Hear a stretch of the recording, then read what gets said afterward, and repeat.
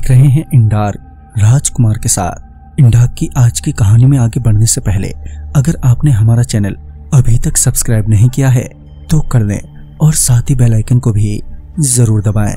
दोस्तों, अगर आपके पास भी ऐसी ही कोई कहानियां हैं तो हमारे साथ जरूर शेयर करें। हमारे इंस्टाग्राम आईडी पर इंस्टाग्राम आईडी है network_33, जिसका लिंक नीचे डिस्क्रिप्शन बॉक्स में दिया गया है। दोस्तों, आज की कहानी में बढ़ने से पहले अगर आपने इस कहानी का पहला भाग नहीं देखा है तो देख लें, लिंक नीचे डिस्क्रिप्शन बॉक्स में दिया गया है। तो चलिए बढ़ते हैं इस कहानी के दूसरे भाग की ओर। ऑफिस में पहुंचते ही काम के लोड के कारण मैं घरवाली मुसीबत के बारे में एकदम से भूल गया और मैं अपने अप्रेजल के बारे में सोचने लगा। हमेशा की तरह इस बार भी ऐसा लग रहा था कि इस बार भी चमचों की ही तरक्की होगी। हम तो काम करने वाले गधे हैं, काश कोई हमारी भी सुनता और हमारा भी प्रमोशन हो जाता। खैर, काम करते करते जब घड़ी पर नजर डाली तो 6 बजने वाले थे।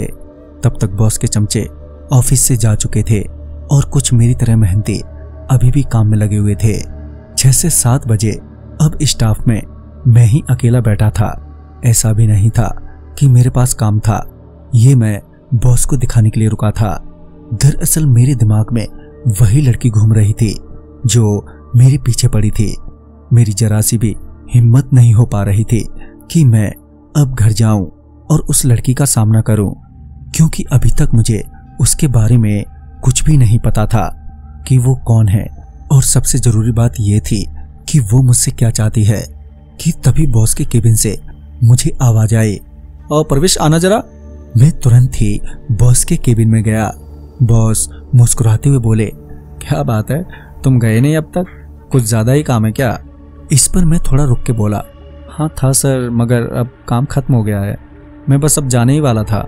इस पर बॉस ने कहा, बैठो जरा, तुमसे कुछ बात करनी है। बॉस के कहने पर मैं बैठ गया। फिर बॉस ने कहा, मैं तुम्हें और तुम्हारे काम को पर्सनली नोटिस कर रहा हूँ। मैं तुम्हारे काम से बहुत खुश हूँ और इस बार तुम्हारा प्रमोशन पक्का है।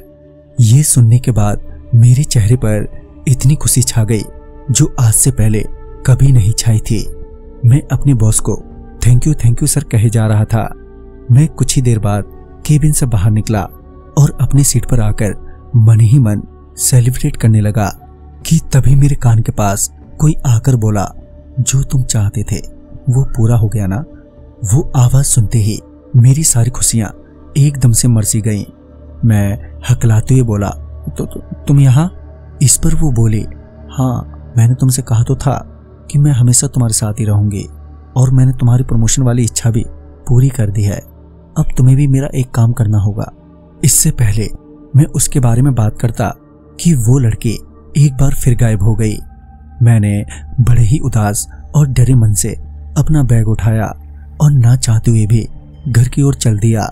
घर पहुंचने से पहले रास्ते में एक पान वाले भैया की दुकान पड़ती है, जिनसे मेरी अच्छी खासी जान पहचान है। हालांकि मैं खुद पान नहीं खाता, मगर वो पान वाले भैया ने मेरी बिना बोले ही बहुत मदद की है। घर जाते वक्त जब उनकी नजर मेरी झुके हुए कंधे पर पड़ी तो उन्होंने मुझे आवाज देते हुए कहा, अरे प्रवेश भैया, ऐसे कैसे बिना मिले ही जा रहे हो? जरा तनिक हमारे लिए भी टाइम निकालो भैया। जब मैं उनके पास गया तो उन्होंने मेरे चेहरे को देखते हुए कहा, क्या बात है, बड़े परेशान लग रहे हो? इस पर मैंने जवाब देते हुए कहा, वो मेरा प्रमोशन हो गया है। ये सुनते ही वो मेरे कंधे पर हाथ मारते हुए बोले, अरे बुर्बक, ये तो बहुत खुशी की बात है, तो तुम काहे ऐसा उजड़ा हुआ मुंह बनाए हो? फिर जब मैंने उन्हें सारी कहानी शुरू से सुनाई तो उनके भी पसीने छूट गए और मेरी बात सुनने के बाद वो बोले, परवेश भैया, आप तो जोरदार मुसीबत में पड़ गए हो। हमें भी नहीं कुछ सूझ रहा है कि अब क्या करना चाहिए। ऐसा करो, अभी हमें थोड़ा वक्त दो, कुछ ना कुछ तो इसका उपाय निकल ही आएगा। और हाँ, अभी आप थोड़ा संभल कर रहो।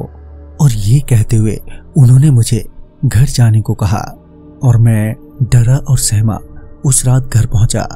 दोस्तों, इस कहानी में आगे क्या हुआ ये जानने के लिए देखना ना भूलें इस कहानी का अगला भाग कल रात 8:15 बजे। वीडियो आपको अच्छा लगा हो तो लाइक शेयर करें और साथ ही हमें कमेंट बॉक्स में जरूर बताएं। तो मैं आपका दोस्त राजकुमार जल्द ही मिलूंगा। इस कहानी के अगले भाग के साथ। तब तक के लिए बाय एंड टेक केयर।